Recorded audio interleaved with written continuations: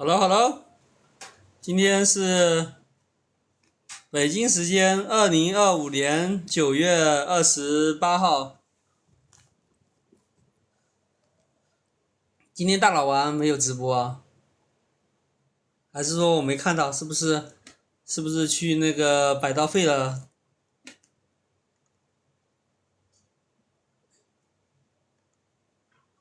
昨天的话，他做了一个直播哈，讲了一下这个玄学啊等等啊相关的啊。我们看他昨天说了一些什么啊？他昨天好像是有人要去拜访他，有2个拿信教的教友，好像都是老的一个教众，一个是来自加拿大，还有一个是来自美国的，所以说他昨天是提前1个半小时直播，其中的一个教众是叫聪明豆的，好像还有一个是叫路飞还是谁。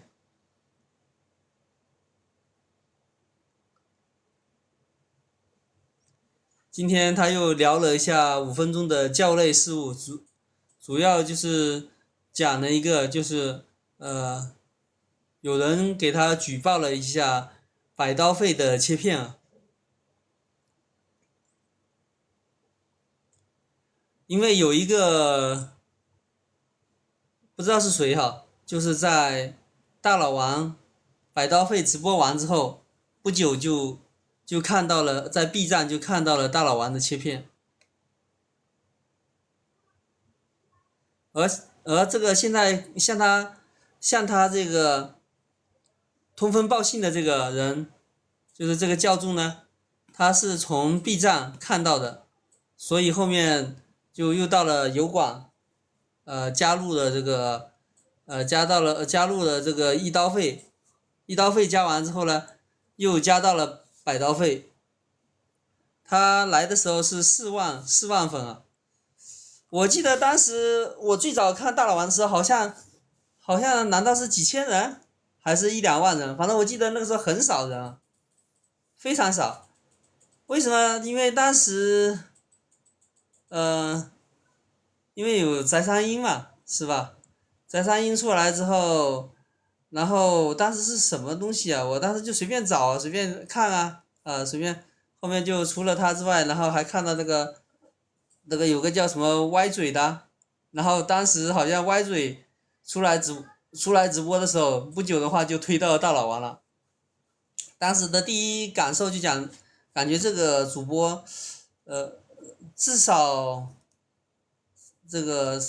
思想啊，还有这个品行啊，感觉不是那么糟糕哈，不是那么夸夸其谈哈，感觉还不错哈。但是说实话，当时没有特地的关注哈。等到下次再看的话，估计就是接近快到10万粉的时候了，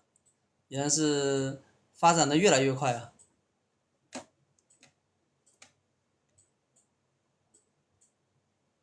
而现在的这一个跟他举报在 B 站有看到大佬王百刀废切片的这个教众的话，他就是，他就是这个，他就是那个在4万粉的时候加进来的，估计是在2003年还是到2004年初的那个时候。他今天写信写过来哦。不好意思啊，哇，有点犯困了。我们看看他是怎么跟大佬王讲的。他说昨天看了这个百刀废的直播，虽然他每次都会提醒啊，千万不要去做百刀废的切片，但是还是有人是这样做啊。因为当时大佬王直播完，他就在 B 站就发现了，马上就有人发布了这个百刀废的切片。为什么他会比较喜欢大佬王呢？因为大佬王没有为了黑而黑，为了红而红啊，相当于就是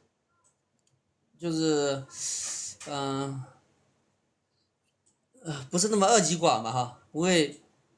就是不做多头，不做空头，只做滑头，这是他的，可能也是他的，比如说这个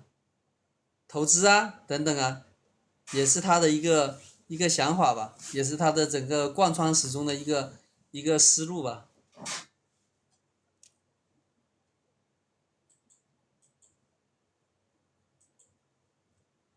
然后自从有了这个大佬王，就普通的这种视频啊，就像我们现在平时我们这个普通看着他的那种视频，他都鼓励大家去切片啊。大佬王这个在百刀汇的视频，他强调过几次啊，大家千万不要去切哈，因为他那边涉及到一些可能是就是类似于一些不方便说的，或者说一些比较机密的，一些相当于就是可能上面切完之后，可能对大家也不利哈，所以他就叫大家不要尽量不要去切这个。其中的那一期他讲的就是被别人切走的这个就是讲的就是叫吴亦凡的这一期啊，他都讲了叫大家不要切，但是有人会切，是吧？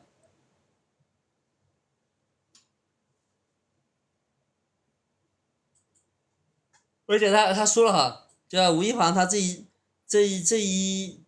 个这个事情呢，涉及到一个相当于是一个非常就是相当于一个很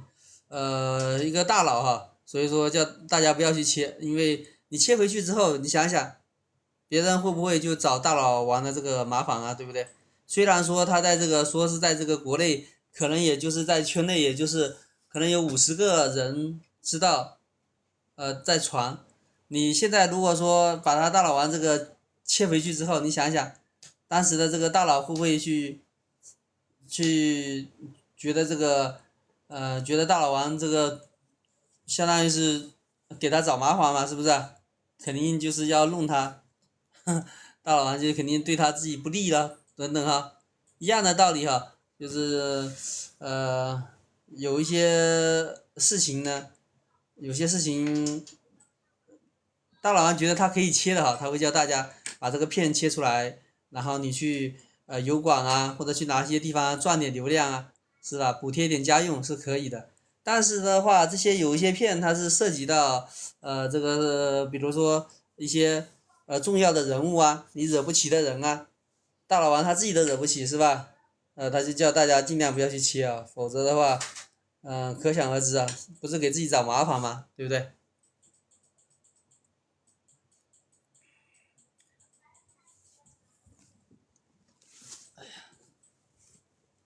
其中吴亦凡呢，大家应该知道哈，在官方通报上面，讲的就是说他是涉及到一些强奸这个就是叫做就是这个比如说一些年轻的一些女孩啊等等哈，然后就是讲这个他的品行有多差啊等等哈，是不是啊？但是大家应该也想一下，是不是有这个逻辑思维？如果说，假如说你是作为吴亦凡的一个粉丝，或者是平时怎么样，那他是继那些大的天王巨星之后，那段时间不是相当火啊？大家应该感受到他的热度吧，对不对？拍完了这个冯小刚里面其中的，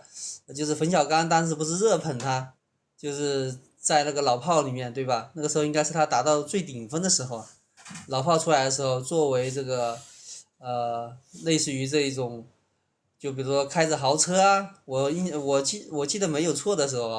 啊，里面就相当于一个愤世魔王啊，类似于这样的一个感觉是吧？社会的痞仔啊，对不对？那个时候应该是他无论是影视啊，有没有唱歌我不知道哈，但是在影视方面应该是比较最火的时候。那你想一想，如果你作为他一个普通的粉丝，比如说，不要说是谈男女朋友嘛，不要说是做永久的，比如说是王思聪或干嘛，他这个好像女友也是经常放，对不对？你如果说，讲的难听一点，比如说哈，你跟别人闺蜜啊，或者跟其他人在谈资的时候说，哎，我跟这个王思聪有一腿，或者说是吧？或者类似于这样的，你会觉得丢脸吗？可能有些人他还会觉得显摆哈，特意拉出来说事是吧？那你说这些女的，说那么多个人，你说是这个吴亦凡，比如说违背这个不是说妇女意愿啊，就违背这个女的意愿吗？我觉得可能是不是有些也是赶鸭子上架啊，是不是？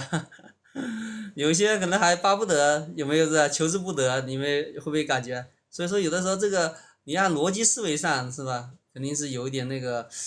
有点是什么情况，但是具体是什么呢？大佬王他在百刀费他有点评过哈，这个可能涉及到一个大佬然后又涉及到一个人的他们大佬的私人就是家的那种事务，然后重点是什么呢？大佬王讲的这个事情可能跟吴亦凡他母亲有很大的也有一个关联吧，只能是说，因为吴亦凡他是一个单亲母亲，当然他的一个亲人好像就是在这个单亲母亲的这个培养底下或者生活底下成长起来的，所以说可能会有一定的恋母情节大家应该知道什么意思吧？所以说他遇到这样的人，或者遇到类似于这样的，跟他母亲长得像的，或者是性格使然的会有一种天然的这种亲近或者是这样。然后的话，可能类似于他们可能都是，就是说两边嘛，当时他这边这个他没有说出这个真实的那个身份或者是怎么样那如果说真的后面到一起或者干嘛，哎呀，两个比如说投入真感情或干嘛，明白吧？就大概是这样一个过程，是吧？肯定别人的话，不光是哪里有错，或者说你这个伴君如伴虎你今天跟他好，或者说要么以后就像是讲的那个什么小猪罗志祥，是不是也是这样？那也是一个很有势力的一个，就是最后面整他的罗志祥，让他身败名裂的那个，也是一个很有势力的一个，一个那个，一个组类似于这样的关系。说的难听点，说的好听，说的难听，比如说，有一些不同的情况，就是比如说像罗志祥那样的，那个女的，她原来你跟她好，她跟罗志祥好，那可以，大家一起好过一点。那你跟这个罗志祥如果不好的时候，是不是反过来就会咬他一口对不对？这是从女的那边讲，但是你从那个女的家人或者是从她那边讲，如果别人是一个这个有身份或者是相当牛逼的那种人的话，你那边家里面人会怎么想，对不对？肯定让你这个小年轻吃不了兜着走是吧？估计的，按照大老王讲解就是只言片语间我给他那种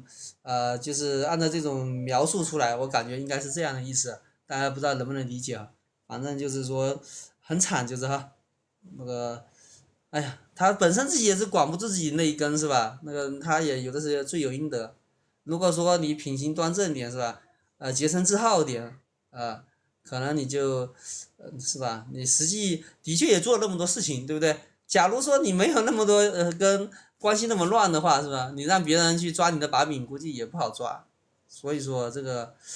是有的时候是业力所致那也是没办法的事。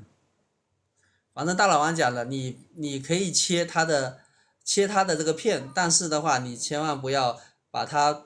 摆在这个国家领导人的对立面，或者是跟这个党就相互弄到这个一楼一缝里面，让他成为反贼。他如果是这样的话，他反手就给大老王讲了反手他会把你给举报了，那你吃不了兜着走，你把他架到火上烤，他就不会让你好受了。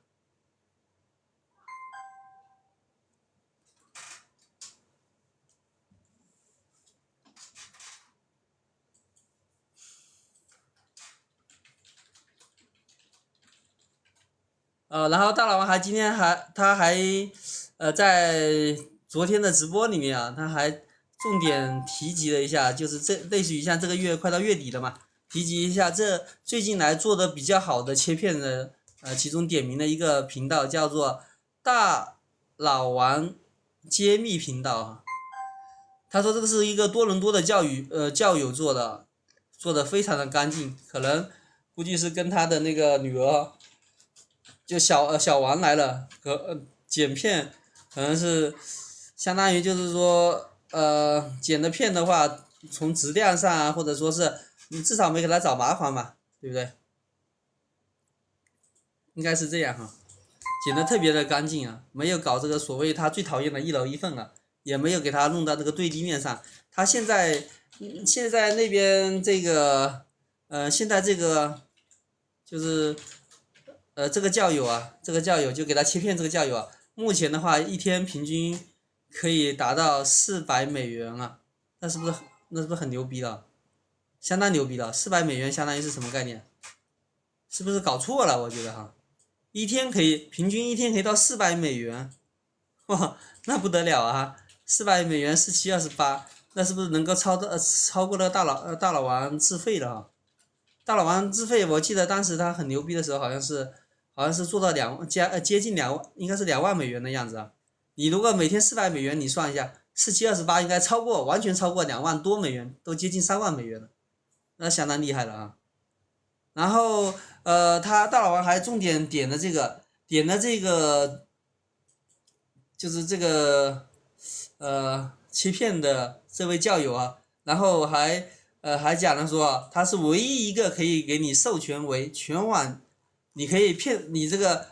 频道的名字就叫做大老王切片频道，大老王切片频道。但是这个人他既然取得解密的话，你觉得他会改成那个切片频道吗？有很多人都有侥幸心理啊，就是感觉好像就是像大老王自己的那种感觉啊。我觉得他应该不会改啊。虽然说大老王允许他就是授权他了，叫他改这个名字，切片。如果是其他人的话，尤其是在油管，估计他会把你相当于用版权给你分掉哈。但是他这个人的话，因为他做得好嘛，所以大老王可能就允许他做这个。然后另外排名第二，或者说稍微也做得不错的话，一个叫大老王真知啊，做的也不错哈。但是他还是在搞那个一楼一缝啊，这大老王最讨厌了哈，就是讲一楼一缝。